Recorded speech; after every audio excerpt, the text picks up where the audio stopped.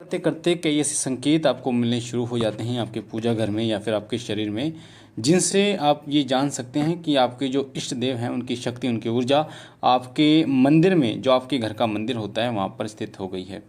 आपके घर का जो मंदिर होता है वो एक ऐसा स्थान होता है जो जागृत स्थान होता है, जहाँ पर शक्तियाँ साक्षात विराजमान होती हैं। और जिस स्थान पर आपका मंदिर होता है वो मंदिर जागृत हो जाता है, वो स्थान जागृत हो जाता है। पर कुछ ऐसी चीज़ें होती हैं जिन चीज़ों का आपको विशेष रूप से ध्यान रखना होता है कि अगर वहाँ पर ये चीज़ें गईं तो वो मंदिर अपवित्र हो सकता है। सबसे पहली चीज़ होती है कि अगर किसी महिला को मासिक धर्म आ रहा है और वो मंदिर के पास या मंदिर के सामने जाती है, मंदिर जब खुला हुआ है, तो इससे मंदिर अपवित्र होता है। जो शक्तियाँ होती हैं मंदिर पे वो रुष्ट हो जाती हैं और वहाँ से चली जाती हैं। तो इस चीज़ का विशेष रूप से आपको ध्यान रखना है कि आपके घर के मंदिर में कोई मासिक धर्म से जो जूझ रही है कोई महिला है वो मंदिर के सामने ना जाए, जिससे मंदिर की जो शक्ति है वो अपवित्र ना हो। मंदिर में जिस देवता की आप पूजा करें उनके साथ साथ में अन्य देवी देवताओं की शक्तियाँ भी मौजूद होती हैं, क्योंकि जिस प्रकार से भगवान शिव की आप उपासना करते हैं, भगवान शिव की उपासना करने से भगवान गणेश शिव परिवार की ऊर्जा वहाँ पर स्थापित हो जाती है। साथ ही उनके जो गण होते हैं भगवान शिव के, उनकी ऊर्जा भी वहाँ पर स्थापित हो जाती है। उनके जो गण हैं वो भी वहाँ पर कार्य करना शुरू कर देते हैं, क्योंकि जब आप पूजा करते हैं तो सबसे पहले उनके सेवक ही आकर उस स्थान को पवित्र करना शुरू करते हैं। उस घर में जो भी नकारात्मक ऊर्जा होती है उसको हटाने का कार्य करते हैं, वो उनके गण ही करते हैं, उनके सेवक ही करते हैं। तो उस स्थान की बहुत ध्यान से देखभाल करनी चाहिए। जैसे मैंने मासिक धर्म से जुड़ी आपको बात बताई, साथ ही अपवित्र होकर आप मंदिर में ना जाएं और मंदिर के सामने ना जाएं, मंदिर को टच ना करें अगर आप अपवित्र हैं। इन चीज़ों का विशेष रूप से ध्यान रखें। अगर कोई व्यक्ति बाहर से आया है, क्योंकि आपको नहीं पता कि वो व्यक्ति पवित्र है या अपवित्र है या किस अवस्था में है, तो उसे सीधा लाके मंदिर में आप ना पहुँचाएँ, क्योंकि हो सकता है वो अपवित्र हो, जिससे मंदिर की जो पवित्रता है वो खंडित ना हो। तो जब आप पूजा करते हैं तो आपका खिंचाव अगर आपके मंदिर की तरफ होता है, आप सुबह उठे, आपको जल्दी है कि मुझे पूजा करनी है, आप काम पे गए हुए हैं, शाम को आपको जल्दी है कि मुझे पूजा करनी है, कहीं पर भी हैं आप, आपको ये है कि मुझे पूजा करनी है, आपके मन में एक अंदर से खिंचाव महसूस हो रहा है, तो ये खिंचाव इष्ट देव की कृपा का संकेत होता है। वो ही आपको खींचते हैं, क्योंकि जब आप पूजा करते हैं तो आपके अंदर भी वो ऊर्जा उत्पन्न होनी शुरू हो जाती है जो आपके इष्ट देव से जुड़ी होती है, जिसके साथ आपके साथ क्या होता है, आपको अंदर खिंचाव होता है। जब आप कहीं पर भी होते हैं तो आपको ऐसा लगता है कि कब मैं पूजा करूं और कब मैं अपने घर पहुंचूं, पूजा घर में पहुंचूं।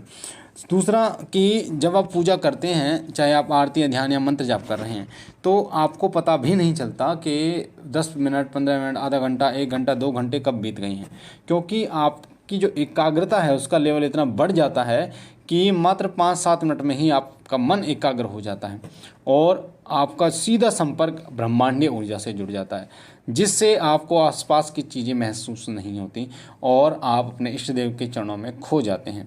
आपको महसूस ही नहीं होता कि कितना समय बीत चुका है। तो ये संकेत भी इष्ट देव की कृपा का संकेत होता है कि मंदिर में उनकी ऊर्जा वहाँ पर स्थित हो गई है, क्योंकि जब मंदिर में ऊर्जा आती है तो आपके शरीर में भी ऊर्जा रूपी बीज उत्पन्न होना शुरू होता है, क्योंकि आप पूजा कर रहे हैं, आपके द्वारा, आपके कर्म के द्वारा ही वो ऊर्जा वहाँ पर स्थापित है।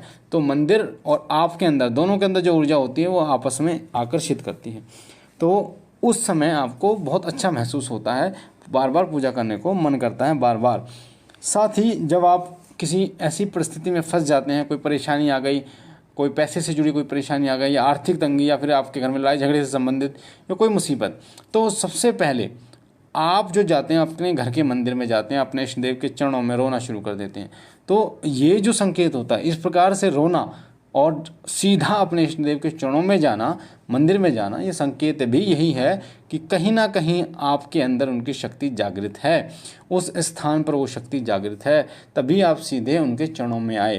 क्योंकि जब आपके अंदर वो शक्ति जागृत होती है तो वो स्वयं आपके मन में वो बीज अंकुरित कर देती है कि आप के लिए सबसे सर्वोपरि ये हैं, सारी समस्याओं का समाधान ये करेंगे। तो इसलिए आप उन्हीं के पास जाते हैं, अपने इष्ट देव के पास ही आप जाते हैं, क्योंकि वही आपका उद्धार करेंगे। आपके आंखों से भावपूर्ण आंसू आने शुरू हो जाते हैं, इतने लंबे लंबे और बार बार आंसू आने शुरू हो जाते हैं आपकी आंखों से। आपके अंदर वो भाव उत्पन्न होता है जैसे आपके सामने वो भगवान बैठे हों और आपकी विनती को सुन रहे हों। आपके रोंगटे खड़े हो जाते हैं, उबासी आनी शुरू हो जाती हैं, आप बार बार सिर पटकना शुरू करते हैं मंदिर में, क्योंकि आपको ये विश्वास आपके अंदर स्थित हो जाता है कि आपके भगवान वहीं हैं और आपकी विनती वो ज़रूर सुनेंगे। वो आपको किसी भी मुसीबत या परेशानी में नहीं देख सकते। और यकीन मानिए, जब आप इस प्रकार से करते हैं तो धीरे धीरे आप उस परेशानी से निकलना शुरू हो जाते हैं और अपने मन में एक वो विश्वास पैदा होता है कि उनके द्वारा ही आप उस समस्या से आपने छुटकारा पाया। तो ये सब उनकी कृपा का ही संकेत होता है। कहीं ना कहीं वही आपको वो हिम्मत देते हैं कि अगर आप किसी परेशानी में हो तो उस परेशानी से आप लड़ सको। वही आपको एक सकारात्मक सोच देते हैं कि हर बात आप सकारात्मक पहलू से सोचें। साथ ही एक भीनी भीनी खुशबू आपको अपने घर के अंदर जो मंदिर होता है वहाँ पर आनी शुरू हो जाती है। एक ऐसी खुशबू जो आपको मोहित करती है आपके घर के मंदिर की तरफ, जो बार बार पूजा करने की तरफ आपको मोहित करती है। ना कोई धूप बत्ती जली हुई है, ना कोई इत्र आपने छिड़का है, फिर भी वो भीनी भीनी खुशबू आपको महसूस होती है। तो ये सब इष्ट देव की कृपा का ही संकेत होता है। जो ऊर्जा होती है, जो देवीय शक्तियाँ होती हैं, उनकी स्थित होने का संकेत होता है कि कहीं ना कहीं वो आपके घर के मंदिर में स्थापित हैं और वो शक्तियाँ आपको आकर्षित कर रही हैं। तो ये सभी संकेत शक्तियों के संकेत होते हैं जो मैंने आपको बताए हैं आपके घर के मंदिर में, साथ ही आपके अंदर। तो इन संकेतों को अगर आप जान लेते हैं तो आप अपने इष्ट देव के और ज़्यादा करीब पहुंचना शुरू कर देते हैं, उनकी सेवा बढ़ाना शुरू कर देते हैं। तो मुझे आशा है इन संकेतों के द्वारा आप अपने इष्ट देव की और ज़्यादा निकट आप जाएंगे, उनके दर्शन करेंगे और मनवांछित फल की प्राप्ति आप करेंगे। आप पहली बार अगर हमारे चैनल शिव कृपा परिवार पर हैं तो वीडियो के नीचे जो लाल कलर का बटन है सब्सक्राइब का, उसे दबा के चैनल को सब्सक्राइब कीजिए। साथ ही सीधे हाथ पे जो बेल आइकन है उस पर क्लिक कीजिए ताकि जो जानकारी हम डालें पूजा पाठ से जुड़ी, भक्ति भाव से जुड़ी, वो सबसे पहले आपको मिले। मैं बाबा भोलेनाथ से विनती करता हूँ कि बाबा भोलेनाथ आप पर अपनी असीम कृपा बनाए रखें, आप और आपका परिवार सुखी रहे, स्वस्थ रहे। हम मिलते हैं एक नई जानकारी के साथ, तब तक के लिए ओम नमः शिवाय, ओम नमः शिवाय, ओम नमः शिवाय।